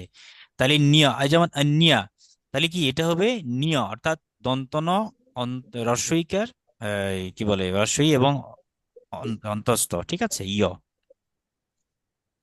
ঠিক আছে। এটা এই জন্য আমরা অন্যা, অন্যা আমরা অন্য বলছি, অন্যটাকে আমরা অন্য বলছি না, এটাকে বলতে হচ্ছে অন্যা, অন্যত্রা, अन्यत्र অন্যত্রা, अन्यत्र অন্যত্র মানে অন্যটাকে আমরা বলি অন্যা, অন্যত্রা, অন্যথায় বা অন্য কোথায়, হ্যাঁ, অন্যত্র, অ্যানাদার প্লেস। ওকে, হ্যাঁ, উত্তমম, চমৎকার। এবার আর কেউ, নেক্সট, লাস্ট, এখন শুধু লাস্ট, নয়ন দাস। আমি, হ্যাঁ দাদা, আমি হ্যাঁ হ্যাঁ, নয়ন দাস বলুন। সর্বত্র, নয়ন দাসকে অত্র। আপনি আমাদের এখানে কি গেস্ট নাকি অ্যাডমিট হয়েছেন কি জানি, গেস্ট মনে হচ্ছে। আচ্ছা, হ্যালো, হ্যাঁ হ্যাঁ দাদা। বলুন। না, আমি গেস্ট না তো, আমি তো এখানে ও নয়ন রেজিস্ট্রেশন দাস, করি। হ্যাঁ হ্যাঁ, আচ্ছা আচ্ছা আচ্ছা, বলুন। আপনি ছিলেন না মনে হয় গত ক্লাসে। হ্যাঁ হ্যাঁ, গত ক্লাসে আমি করতে পারিনি, বাইরে আচ্ছা আচ্ছা ছিলাম। আচ্ছা, ঠিক আছে, বলুন। ওকে, সর্বত্র, অত্র, তত্র, কুত্র, অন্যত্র, একত্র, হুম, কাহ, আচ্ছা, আমি স্বাগতম। একটু কারেকশন করে দিই। আপনি বলছেন ঠিক আছে, আপনি বাংলার মতো উচ্চারণ হচ্ছে, বাট সংস্কৃতে যে অ্যাকসেন্টটা আছে, ওই অ্যাকসেন্টটা আসতেছে না। হ্যাঁ, অ্যাকসেন্ট এরকম হবে, সর্বত্র, অত্র তত্র কুত্র অন্যত্র একত্র, তারপরে কাহ স্বাগতম, এভাবে আসতে হবে, ঠিক আছে। তাহলে কি আবার বলবো দাদা? আবার বলুন, সর্বত্রটা আবার বলুন, সর্বত্র, সর্বত্র, ঠিক আছে। সর্বত্র, অন্যত্র বলুন। অন্যত্র, আচ্ছা, স্বাগতম, স্বাগতম। স্বাগতম, গুড গুড, ভেরি গুড, উত্তমম উত্তমম, অতি সমীচীন। ঠিক আছে, আমরা আর সুযোগ দিচ্ছি না, আমাদের তাহলে ক্লাসে চাই এবার। সবাই মোটামুটি ভালোই বলেছেন, দারুণ বলেছেন, এভাবে আমরা প্র্যাকটিস করে যাব, আর শব্দের অর্থগুলো আমরা জেনে রাখবো, ঠিক আছে। তাহলে আমরা যদি বলি, যেমন ধরুন অন্যত্র অস্তি, আমরা যদি বলি তামান্না কুত্রে অস্তি, উত্তর হবে কি তামান্না অন্যত্র অস্তি। অস্তি মানে আছে আর কি, মানে সে অন্য কোথায় আছে। সে যদি এখানে থাকে তাহলে বলবো অত্রই অস্তি, ঠিক আছে। আর যদি সেখানে থাকে বলতে হবে তত্রই অস্তি। আর যদি তিনি যদি আম, না থাকেন তাহলে তো নয় নাত্রি, অর্থাৎ নাস্তি হয়ে যাবে, নাস্তি হয়ে যাবে, ঠিক আছে, মানে নাই। ন মানি না, ন মানি না, ন অস্তি মানি নাই। তাহলে আমরা বলবো তামান্না কুত্রে অস্তি, অর্থাৎ ভগবান কুত্রে অস্তি, আপনি কোথায় আছেন। তখন আপনি বলুন আহম আত্রে অস্তি, আমি এখানে আছি, ঠিক আছে। তারপরে আমরা বলতে পারবো আমরা যে আমি তত্রয় অস্তি, আমি সেখানে রয়েছি, অহম তত্রয় অস্তি। ওকে, আবার আমরা বলতে পারবো অহম অন্যত্র অস্তি, অহম একত্রে অস্তি, মানে একত্র, একসাথে আছি। যাই হোক, তো আমরা আশা করি এই টপিকের এই শব্দগুলো আমরা আজকে বুঝতে পারলাম, খাতায় লিখে রাখবেন, বাকিগুলো আস্তে আস্তে ধীরে ধীরে আমরা পড়বো। ওকে, গেল। আমরা এবার একটু আবার এখানে আসি, আমরা আমাদের হোয়াইট বোর্ডে আসছি। আচ্ছা, হোয়াইট বোর্ড ছাড়া আমি তাহলে এই যে আমরা দেবনাগরী, এই যে এখান থেকে আমরা কিছু সম্ভাষণার্থ একটু শিখে নেব আজকে। আমরা আজকে প্রথমে অ্যালফাবেট যাচ্ছি না, প্রথমে কয়েকটা বাক্য শিখাই। তাহলে মম নামা, এবার আপনি যার যার নাম বলবেন সেখানে। মম নামা এক্স ওয়াই জেড যা আছে, ভবত্যহ নামা কিম, তোমার নাম কি, ভবত্যহ নামা কিম, আপনার নাম কি। সাহ কাহা, সাহ কা মানে কি, সহ মানে কি, সহ মানে হচ্ছে সে, অর্থাৎ আমরা যখন থার্ড পার্সনে সে কে বুঝাবো, অর্থাৎ সে কে মানে পুরুষের ক্ষেত্রে, সে কে, কেমন, এটাকে আমরা বলবো সহ কাহা। পুরুষের ক্ষেত্রে একবচনে সহ কা, সে কে, সহ কাহা। নারীদের ক্ষেত্রে কি বলতে হবে, নারীদের ক্ষেত্রে বলতে হবে সা কা, সার সাথে কিন্তু আবার কা হয়ে যাবে, সা কা। এর অর্থ হচ্ছে সে মানে নারী, আমি ব্র্যাকেটে লিখে দিচ্ছি, নারী কে। এটাকে আমরা উল্টোভাবে বলতে পারি, যে কহ সহ, কে সে, অথবা কাজা, কে সে, এভাবে বলা যাবে। ওকে, যেমন আমরা বলি তামান্নার ক্ষেত্রে বলছি যে সা কা, প্রশ্ন করলেন সা কা, তখন সে বলবে সা তামান্না, কা তামান্না, সা তামান্না, কে তামান্না, সা তামান্না। ক্লিয়ার? সেই তামান্না। এভাবে আমরা বলতে পারবো। আবার আমরা যদি কাহ সাহা, মানে আমরা বলবো যে কাহ সাহা কে, সে কে, সাহ বিদানাহা, হ্যাঁ, সাহ নয়নাহা। তাহলে কাহ না হয় নয়নাহা, সাহ না হয় নয়নাহা, সে নয়ন। कः মানে सः कृष्णः, सः रामः, सः बालकः, सः राजीवः। कः राजीवः? सः राजीवः। বুঝা গেল? এই কঠিন লাগতেছে নাকি? না দাদা, ভালোই লাগতেছে। না আগে মন, অনেক কঠিন লাগতো, এখন কিন্তু এই যে হিন্দি এটা যেই ভাষাতে লেখা, এটা এটা কিভাবে পড়বো? এটা তো হ্যাঁ হ্যাঁ হ্যাঁ, দেখাচ্ছি দেখাচ্ছি, এই তো আমরা সেখানে যাচ্ছি। আমরা মানে আর আজকে বাক্যটা শিখবো না, আজকে যতটুকু বাক্য শিখেছি অতটুকুই থাকুক। এবার আমরা আস্তে আস্তে একটু অ্যালফাবেটেই যাব। অ্যালফাবেটে যাওয়ার জন্য আমরা আস্তে আস্তে এখন শিখবো অ্যালফাবেট গুলো কিভাবে লিখতে হয়, কিভাবে প্র্যাকটিস করতে হয়। ঠিক আছে? তো আমরা অ্যালফাবেটেই এখন দেখাচ্ছি। দেখুন অ্যালফাবেটটা আশা করি দেখতে পাচ্ছেন সবাই, একটু বড় করছি। হা বর্ণ পরিচয়, হা, এখানে প্রথম যে শব্দটা লিখছি এটার নাম কি? বর্ণ বর্ণ পরিচয়। পরিচয়। বর্ণ বর্ণ পরিচয়। পরিচয়। আচ্ছা, আমাকে এবার বলুন তো, এটা পুরুষবাচক শব্দ নাকি স্ত্রীবাচক শব্দ? এটা পুরুষবাচক শব্দ। বাচক। হুম, উত্তমম উত্তমম, চমৎকার। তাহলে এটা পুরুষবাচক শব্দ, কারণ কিভাবে বুঝবো, কিভাবে বুঝলাম? বাক্যের শেষে বর্ণ বিসর্গ অ হতে আছে। পরিচয়, হবে। উচ্চারণের হ্যাঁ, মাধ্যমে বুঝছি, আছে। আহ, আর এক- দেখে বুঝছি। একদম একদম একদম, খুব দারুণ। তাহলে এখানে বিসর্গ দেওয়া আছে, চয়াহা। আচ্ছা, আরেকটা বলি যে আমরা বাংলা যে অন্তঃস্থীয় পড়ি না, এই শূন্য একটা আছে, দেবনাগরীতে কিন্তু শূন্যটা দেওয়া হয় না। ওখানে এই যে আমরা যেখানে জ বলি অন্তর জ, এই জটাকে ওরা ইয় উচ্চারণ করে, ইয়। এই কারণে বর্ণা পরিচয়াহা, পরিচয়াহা, এটা যেহেতু বিসর্গ আছে তার মানে এখান থেকে বুঝলাম এই শব্দটা হচ্ছে একটা পুরুষবাচক শব্দ। আচ্ছা, গেল। দ্বিতীয় শব্দে এবার আসি। আমাদের সেকেন্ড যে শব্দ এটা হচ্ছে সর্বেশ, সর্বেশ্বরাহা, সর্বেশ্বরাহা। আর সর্বেশ্বরা মানে কি? সর্বেশ্বরা মানে হচ্ছে সকল স্বরের ঈশ্বর বা সকল স্বরের যিনি প্রাণ। কারণ আমরা জানি আমাদের যে ভাওয়েল মানে স্বর বর্ণ, এই স্বরবর্ণ হচ্ছে সমস্ত লেটারের প্রাণ। দেখুন ব্যঞ্জন বর্ণ কিন্তু স্বরবর্ণ ছাড়া উচ্চারণ করা যায় না। তার মানে যায় না মানে কি? স্বরবর্ণ ছাড়া চলতে পারে না। তো সুতরাং তাহলে প্রাণটাকে, প্রাণটা হচ্ছে স্বরবর্ণ। এই জন্য এটিকে বলা হচ্ছে আধ্যাত্মিক ভাষায় বা ধর্মীয় দৃষ্টিকোণ থেকে বলছে সর্বেশ্বরা, অর্থাৎ যিনি সবকিছুর প্রাণ, সবকিছুর মালিক। হ্যাঁ, বলা হচ্ছে সর্বেশ্বরাহা, সকল স্বরের মূল স্বর। এমনিতে আমরা জানি 60টি মূল স্বর আছে, আপনারা ভাষা বিজ্ঞানে পড়ে থাকবেন। আমাদের টোটাল মূল মানে মৌলিক স্বর যেটা, এটা হচ্ছে 60টা, কিন্তু পড়েছেন না ব্যাকরণে? অ আ, ইয়ে, উ, পড়েছেন তো? 60টি হচ্ছে আমাদের মৌলিক স্বর। এটাকে আমরা সপ্তসুর বলি। আমরা যখন সরগম প্র্যাকটিস করেন যারা, সেখানেও 60টা সুর রয়েছে, স্বর রয়েছে। হ্যাঁ, সারেগামা থেকে শুরু করে একেবারে নি পর্যন্ত গুনে গুনে দেখবেন এটাকে সপ্তক বলা হচ্ছে। 60টা ঋষি রয়েছে, 60টা সপ্তক রয়েছে, 60টা পাতাল রয়েছে, 60টা স্বর্গ রয়েছে, 7 আসমান রয়েছে, তাই না? সাত মানে 7টা আকাশকে 7 আসমান বলি। তো হোয়াই 7? দিদি মানে প্রশ্ন করেছেন যে 7টা কেন? এই 7-এর সাথে কিন্তু অনেক রহস্য লুকিয়ে আছে, সেটা ফিলোসফিক্যাল কোয়েশ্চেন বা এটার অ্যান্সার। এবং এই 7-এর লতিফা, সপ্ত লতিফা রয়েছে সাধন করতে গিয়ে। আমাদের 7 চক্রস রয়েছে, সপ্ত চক্র রয়েছে, সপ্ত গুণ রয়েছে, মানে নানান রকমের এগুলো সাথে সাথে রিলেটেড আছে, 7টা মৌলিক বিষয় রয়েছে। কখনো কি ভেবে দেখেছেন আমরা বাংলায় অ বলছি, দেবনাগরীতে আ বলছি, আরবিতে আলিফ বলছি, হ্যাঁ, আবার গ্রিক ল্যাটিনে আলফা বলছি, ইংলিশে এই বলছি, তাই না? আচ্ছা, যাই হোক।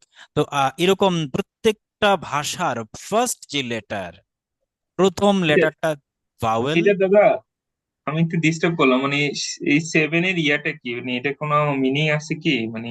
এটা লাকি সেভেন বলা হচ্ছে আমাদের আম, সেটাই আর কি, এটার কোনো যদি অর্থটা যদি এটার ইয়াটা যদি বলতেন। হ্যাঁ মানে এটা আসলে সপ্তভূমি, মানে এটা আমাদের সপ্তভূমি সপ্তদ্বীপ, যেমন জম্বুদ্বীপ, ভারত জম্বুদ্বীপে অবস্থান করেছেন। প্রাচীনকালে পুরো পৌরাণিক বিষয়টাকে 7 দিয়ে ভাগ করা হয়েছে। পাঁচও আছে, ফাইভও। পঞ্চপ্রাণ আছে, পঞ্চপাণ্ডব রয়েছে, হ্যাঁ, পঞ্চলতিভা রয়েছে, পঞ্চতত্ত্ব রয়েছে, ঠিক আছে। তারপরে যেমন এই ইসলামের 5 ওয়াক্ত নামাজ রয়েছে, ঠিক আছে। 5টা স্তম্ভ রয়েছে, ফাইভের অনেক গুরুত্ব রয়েছে আধ্যাত্মিক ভাবে। হুম। আবার পঞ্চতত্ত্ব আমাদের আর রয়েছে, ক্ষিতি তেজ মরুদ বোম। পঞ্চবায়ু রয়েছে, হ্যাঁ, প্রাণ আপান ব্যান সমান উদান, এরকম পঞ্চ প্রাণ রয়েছে। এই সেভেন মানে সপ্ত এবং পঞ্চম, এই দুটোর বিষয়টা খুবই ইম্পর্টেন্ট। আমাদের যে সঙ্গীত যে বিদ্যা, মানে বিশেষ করে আপনার কি বলে এটাকে, বেদ, সামবেদ থেকে আসছে এই সঙ্গীতটা। সেখানে আমাদের সপ্ত সুর মৌলিক বলা হচ্ছে, সপ্ত ঋষি থেকে সৃষ্টি। ষড়জ, ঋষভ, গান্ধার, মধ্যম, পঞ্চমা, দৈবত, নিষাদ, এরকম 7টা ঋষির নামে সপ্তস্বর করা হয়েছে। এই গান্ধাররা এরকম সপ্ত দিয়ে খুব সুন্দর করে 7টা স্বর সৃষ্টি করেছেন। এই স্বরের মধ্যে প্রথম হচ্ছে এই যে অ সাউন্ডটা, এবং সেখানে আবার বলছে 5টি স্বর। এটাকে আমরা বলি সা এবং পা, অর্থাৎ 1 এবং 5-এর মধ্যে খুব সুন্দর একটা রিলেশন রয়েছে, সা পা নি। হ্যাঁ, এইটাকে আমরা পঞ্চম বলি, এটাকে আমরা বলি সপ্তক। এই 5 এবং এটার মধ্যে রহস্য আছে, সেই রহস্য গুপ্ত, আমি সেটা এখন বলবো না। এটা আধ্যাত্মিক ভাষায় অনেকভাবে এটাকে প্রয়োগ আছে। হ্যাঁ, আচ্ছা, যাই হোক, তো এটা আমি পরে এক সময় ব্যক্তিগতভাবে বলবো আর একটু অ্যাডভান্স ক্লাসে। এখন আপাতত বুঝে নেন। তাহলে সর্বেশ্বরাহা মানে কি? সকল স্বরের, সকল সব বর্ণের একদম মেইন যেগুলো, সেগুলো হচ্ছে প্রথম, যেগুলো প্রাণ বলা হয়, যেগুলো ছাড়া কোনো শব্দ বাক্য উচ্চারিত হতে পারে। ওকে, আচ্ছা, এখানে ব্র্যাকেটে কি বললো? সর্বর্ণাহা। এখন সর্বর্ণাহা, আপনি এখন প্রশ্ন করতে পারেন, আচ্ছা এখানে তো আকার আছে, তাহলে এখানে বিসর্গ হলো কেন? আমরা তো জানি আকারান্ত থাকলে স্ত্রীবাচক হয়ে যায়। আবার এখানে আবার বিসর্গ স্ত্রীবাচকের সাথে বিসর্গ হতে পারে না, তাই না? এটাই তো বললেন। হুম। আচ্ছা, তো এটার উত্তর কি? এটার উত্তর হচ্ছে একবচন, বহুবচন এবং দ্বিবচন, 3টা বচন আছে। সংস্কৃত ভাষায় 3টা বচন আছে, একবচন, দ্বিবচন, বহুবচন। তো এই বহুবচনের ক্ষেত্রে কিন্তু আমরা আপনার আকারান্ত এবং বিসর্গ হয়ে যায়। ঠিক আছে, পূর্ববাচক শব্দের বহুবচনে অনেক সময় আকারান্ত হয়। তো সেই জন্য এখানে সর্বেশ্বরাহা বলা হয়েছে। আর এই সর্বেশ্বরা কি? সর্বেশ্বরা হচ্ছে স্বরবর্ণাহ, অর্থাৎ যতগুলো স্বরবর্ণ রয়েছে সেই স্বরবর্ণগুলো আমরা এখন একটু আস্তে আস্তে শিখবো, জানবো। তো আসুন, প্রথম যে বর্ণ সেটি হলো কি? এই অবর্ণ। ঠিক আছে, তাহলে অবর্ণ লিখতে হয় কিরকম? প্রথমে আমরা ও এর মতো দেব, ও এর মতো দিয়ে এভাবে টান দেবো এবং এর সাথে সুন্দরভাবে মাত্রা দিয়ে দেবো, শেষ। সিম্পল একদম ফরম্যাট। এটা আপনি ইজিলি প্র্যাকটিস করতে পারেন, প্রতিদিন প্র্যাকটিস করতে পারেন, খুব সহজভাবে প্র্যাকটিস করতে পারেন। আমি একটু আরো মোটা করে দেখাচ্ছি। প্রথমে কি দেখবেন? এইভাবে ও এর মতো সোজা, ব্যাস হয়ে গেল, মাত্রাটা দিয়ে দিবেন, হয়ে গেল কি তাহলে? অ। এর উচ্চারণ কি হবে? অ হবে। আবার এটা দীর্ঘরূপ, যেটা দীর্ঘরূপটাকে বলা হচ্ছে আ। এটার সাথে একটা আকার দিয়ে দিলে আ হয়ে গেল, আ, অ, আ।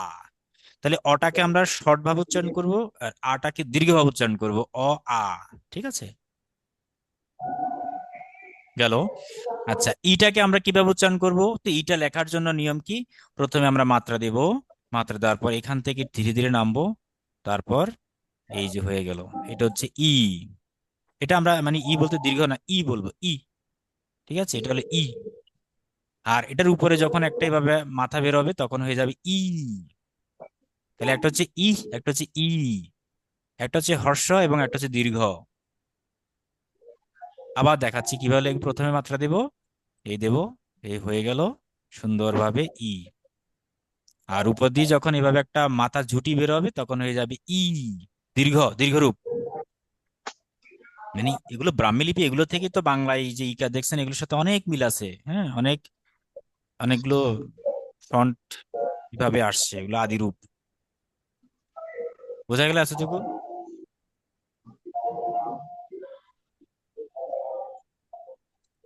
আচ্ছা, তারপরে আমরা এবার দেখবো উটা কিভাবে।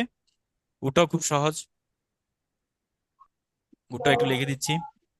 আচ্ছা, ওটার জন্য আমরা প্রথমে এইভাবে দিব, এখান এখান থেকে নামবে, একদম মাথা থেকে নামবে ও এর মতো, হ্যাঁ, এইভাবে দিয়ে দিবেন। এটা হচ্ছে মানে হ্রস্ব যাকে বলা হয়, হ্রস্ব আর সেই সাথে যখন পিছন দিয়ে এরকম একটা মানে কি বলে আকৃতি বা আংটা বা রিং বের হবে, তখন হয়ে যাবে উচ্চারণ করতে হবে একটু টেনে দীর্ঘভাবে একটা হচ্ছে একটা হচ্ছে ঠিক আছে।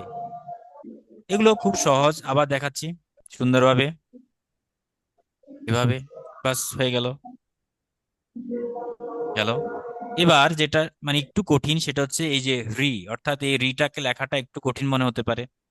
এটা হচ্ছে ডাবল হ্যাঁ, এটা হচ্ছে আবার এটা লিটা খুব কম ইউজ হয়, এটা ওই বেদিক সংস্কৃতে ইউজ হয় বেশি, আধুনিক সংস্কৃতে খুব কম, মানে ইউজে হয় না বলা যায়। আমরা এর ব্যাপার আধুনিক সংস্কৃতে হয় না, বাট প্রাচীন যে বৈদিক সংস্কৃত ছিল সেখানে ইউজ হতো। তো এখন এই রিটা কিভাবে লিখবো? রিটা আমরা লেখার জন্য একটু খেয়াল করুন, আমি এখানে লিখছি খুব সুন্দর। প্রথমে আমরা একটা দাগ দেব, দাগ দেওয়ার পরে আমরা এখানে নিচে আর একটা দাগ দেব, তারপরে আমরা এটা এভাবে দিয়ে দেব, হ্যাঁ, দেওয়ার পরে এটা এভাবে, ব্যাস হয়ে গেল রি। আর এটা নিচের এটা যদি ডবল করে হয় তাহলে এটা হয়ে যাবে, অর্থাৎ রির পরে আবার দীর্ঘ হবে। এটার ব্যবহারও খুব কম হয় বর্তমানে। আমি আবার দেখাচ্ছি, ঠিক আছে। এটা হচ্ছে ডাবল ডাবল এর উচ্চারণ কি একই হবে? না, এটা একটু দীর্ঘ করে উচ্চারণ করতে হবে। হ্যাঁ, প্রথম শর্ট এর উচ্চারণ হবে যেমন রি রি করে উচ্চারণ করতে হবে। আর যখন ডাবল হয়ে যাবে তখন ঠিক আছে, এভাবে উচ্চারণ করতে হবে, রি। একটু দীর্ঘ করে উচ্চারণ করতে হবে। আর এর ব্যবহার তো এটা তাও ফরম্যাটটা দিয়েছে ওরা, যদিও বা এখন ইউজ হয় না। এটাও ওই এর মতো, এই দিয়ে নিচে একটা সুন্দরভাবে এভাবে দিয়ে দিবেন। এটা উচ্চারণ হবে রি রি, হালকা সাউন্ড থাকবে, রি রি। হুম। আচ্ছা, এবার এটা একটু খেয়াল দাদা করুন। লি এর উচ্চারণ আরেকবার। রি রি, অর্থাৎ থাকবে এবং এরপরে রকার রফালা আর কি, রি। হ্যাঁ, রিকার রি, ঠিক আছে। শর্টটা হবে আর দীর্ঘ হবে রি। এটা অনেক সূক্ষ্ম, এগুলো অনেক সূক্ষ্ম, এগুলো বিশেষ করে কিছু বীজা মন্ত্রের ক্ষেত্রে এগুলোর প্রয়োগ আছে। তো এগুলো এই মন্ত্র কেন কাজ করে না, মন্ত্র কাজ না করার পেছনে বড় কারণ হচ্ছে সঠিক উচ্চারণ, সঠিক ধ্বনি ভাইব্রেশন ক্রিয়েট করা, ফ্রিকোয়েন্সি তৈরি করা। এটা যে করতে পারবে না তার কিচ্ছু হবে না। হ্যাঁ।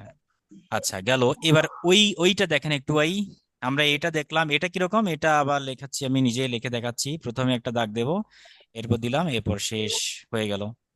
আবার দেখাচ্ছি, প্রথমে এভাবে দিব, তারপর এভাবে। এটা হচ্ছে এ, হ্যাঁ, এটা হচ্ছে এ। আর এটার উপরে মাথা একটা এভাবে আসলে কি হবে, এই হয়ে যাবে, এই। এটা দীর্ঘ ওইটা, এই। হ্যাঁ। আর কিভাবে লিখবো, ওটা হচ্ছে ওই যে আমরা যে সরিয়াটা লিখছি না, ঠিক ওরকমের সাথে যা উপর একটা মাথা বের হবে এতটুকুই। তাহলে আবার লেখাচ্ছি এটা এভাবে, আমি প্রথমে আকার মতো দিব, উপর থেকে মাথা বের হবে, এটার হয়ে যাবে কি তাহলে, এটা হচ্ছে ও, ঠিক আছে। আর এটা যদি ডাবল হয়ে যায় তাহলে হয়ে যাবে ও, এটা হচ্ছে ও এবং এটা হচ্ছে ও। ওকে। আর তো জানেন, শরীরের সাথে যখন অনুস্বার, অনুস্বার মানে কিভাবে লেখে জানেন? উপরে জাস্ট একটা ফোঁটা দেওয়া, এটাকে বলে অনুস্বার। যেমন ঠিক আছে, এর উচ্চারণ হবে আর বিসর্গ থাকলে আহা, উচ্চারণ হবে আহা। ওকে। তাহলে আমি এবার সবগুলো সুন্দর করে পড়ে দেখাচ্ছি, পাঠ করে ভালো করে শুনুন। প্রথমে দেখাচ্ছি যেমন এগুলো: আহ, আ, ইহ, ই, উ, উ, রি, রি, রি, এহ, উই, ওহ, ও, আম, আহা, আম, আহা, আহা, ঠিক আছে, আহা। তাহলে এখানে আপনারা এবার একে একে উচ্চারণ করে আমাকে শোনান এক একজন।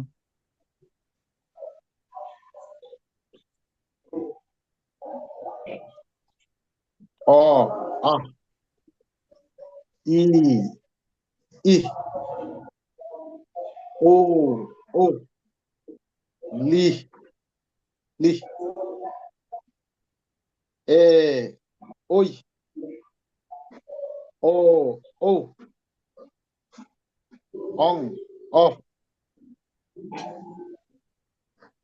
অং আহ অহ অহ এবার আমরা মানে এগুলোকে আমরা ঢেকে আহা দিব, হ্যাঁ, এগুলোকে আমরা ঢেকে দিচ্ছি। সবগুলো মনে করেন এগুলো নাই, শুধু আছে দেবনাগরী লিপি। এবার দেবনাগরী লিপিগুলো বলেন দেখি। অ আহ ই ই ও ই ও ই লি সবাই নিজেরা লি নিজেরা প্র্যাকটিস করেন, প্রয়োজনে আনমিউট মিউট করে প্র্যাকটিস করেন নিজেরা নিজেরা।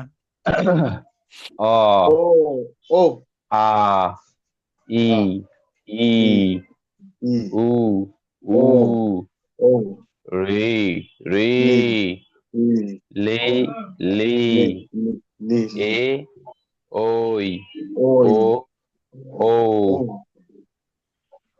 অ অম অম অম অহ আহ অহ আহা আহা আহা। আহা আহা আহা অহ আচ্ছা, হোক, দারুণ দারুণ হয়েছে।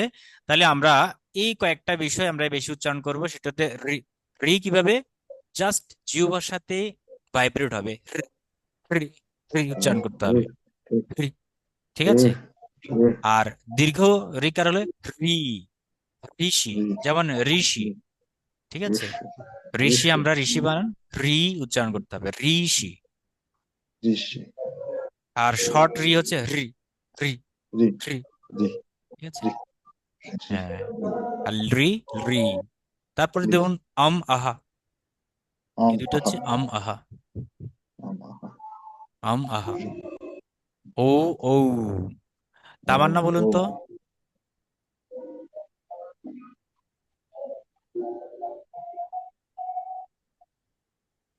তামান্না কি আছেন, শুনতে পাচ্ছেন আমাকে?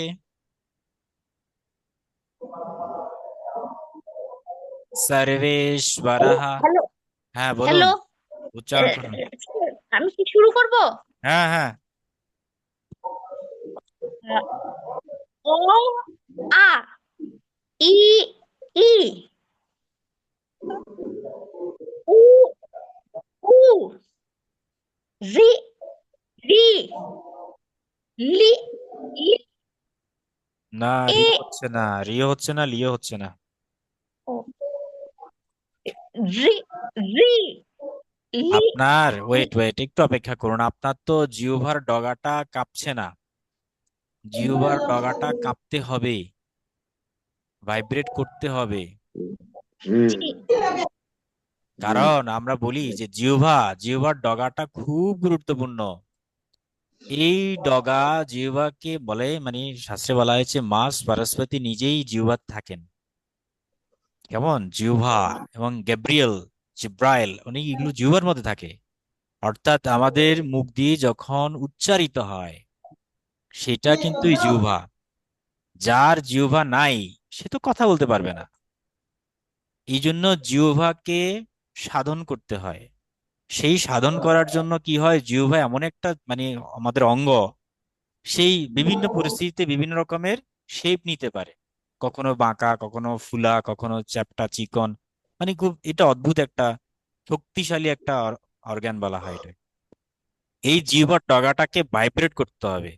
ভাইব্রেট করলে কি হয়, আপনার সেখান থেকে ফ্রিকোয়েন্সি, শব্দের শক্তি নির্গত হয়।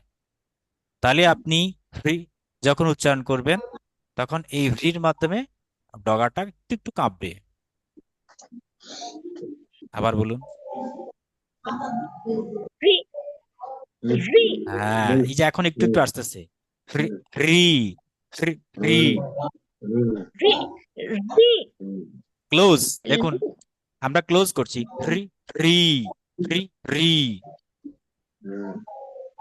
রি আচ্ছা, ভেদিক হাইম চান্টের ক্ষেত্রে আমরা আমাদের হাতটাকে যখন উপরে করি, যেমন ফ্রি, ফ্রি, ঠিক আছে, ফ্রি, ফ্রি, অর্থাৎ আপার স্কেল বা যখন আমরা বলি এটাকে স্বরিত উদাত্ত অনুদাত্ত তিনটা বিষয় আছে, আমরা ছন্দ পড়ালে তখন দেখবেন। তো উদাত্ত মানে হচ্ছে অনেক উপরে উঠবে, কেমন? স্বরিত মানে এটা স্বরিত অনেক উপরে উঠবে। রি রি রি রি রি এভাবে। আর এই দুইটা তো আছেই, এই দুইটা হচ্ছে একদম ল থাকবে, আবার রিকারও থাকবে। রি রি লি রি লি লি রি সাউন্ড, রি। আপনাদের কিন্তু মানে এগুলো বাক শক্তি আসতেছে, হ্যাঁ, ধীরে ধীরে। মানে এটা একটা গুপ্ত বিষয়, সেটা হচ্ছে বাক শুদ্ধি আসবে। প্রথমে বাক শুদ্ধি মানে বাক মানে আমাদের কথা বলার জিহ্বার শক্তি, মুখের শক্তি, শব্দ শক্তি। এই কথা বলা থেকে ধীরে ধীরে শুদ্ধ হতে হতে এটা একটা শক্তিতে রূপান্তরিত হবে, যেটাকে আমরা বাক শক্তি বা বাক সিদ্ধি বলে, সিদ্ধি স্তরে যায়। তাহলে বাক শুদ্ধির জন্য আমাদের এই প্র্যাকটিসটা করে যেতে হবে। অ আ ই ই উ উ রি রি লি রি এ ওই ঔ ঔ আহা। যে যত বেশি যত বারবার উচ্চারণ করবেন তার তত বেশি ফল। ঠিক আছে, এটা হোম টাস্ক থাকবে। আজকে আমরা সময় শেষ পর্যায়ে চলে এসেছে। বাড়ির কাজ শুধু এইটাই, সেটা হচ্ছে এই আমাদের এই সর্বে স্বরাহা সরবর্ণাহা এই দুটো অর্থাৎ স্বরবর্ণগুলো প্র্যাকটিস করা। খাতায় কাজ কি, খাতায় লিখবেন, খাতায় লিখে লিখে মিনিমাম 5 টাইমস অর 7 টাইমস, 7 বার কি দাদা 5 বার। উচ্চারণ গুলো যদি একটু আবার আপনার দিক থেকে যদি হ্যাঁ হ্যাঁ, আমি বলতেন। প্রয়োজনে আমি আবার ওই হোয়াটসঅ্যাপ গ্রুপে অডিও করে পাঠিয়ে দেবো, সমস্যা নেই। এগুলো আপনারা লিখবেন, লিখে খাতা লিখে সেটা ছবি তুলে গ্রুপে আপলোড করে দেবেন। কথা বোঝা গেল?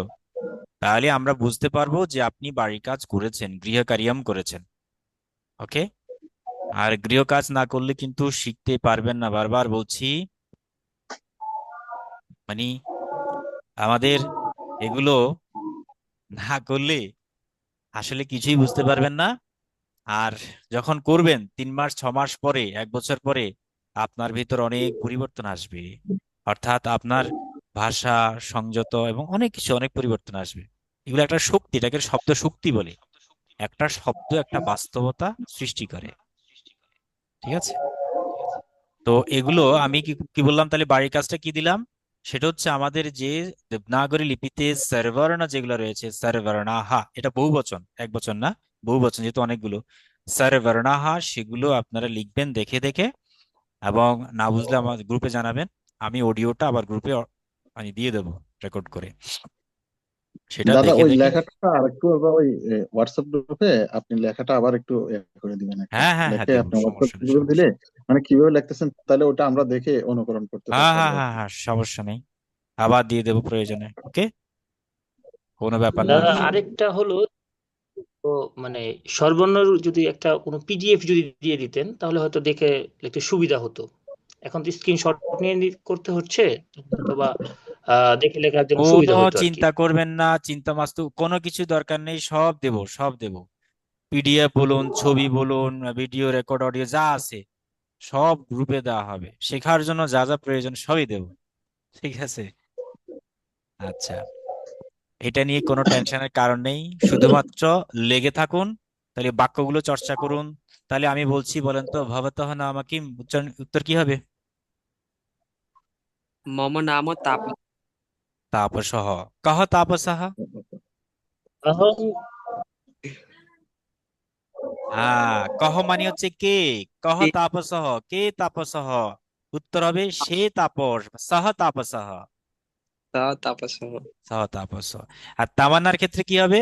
সা, কা তামান্না। উত্তর হবে সা তামান্না, এই তামান্না তামান্না। সা, সা হবে শুধুমাত্র নারীদের ক্ষেত্রে, আর সব হবে, সহ হবে পুরুষের ক্ষেত্রে। হুম। আবার আপনি কেমন আছেন, ঠিক আছে, তখন আমরা বলি ভবতঃ কথম अस्ति, আপনি কেমন আছেন? উত্তর হবে আহম সম্যক अस्ति, আমি ভালো আছি।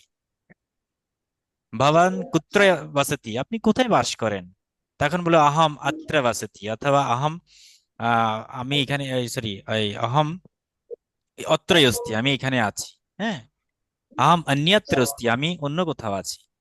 আহম সর্বত্র अस्ति, আমি সব জায়গায় আছি।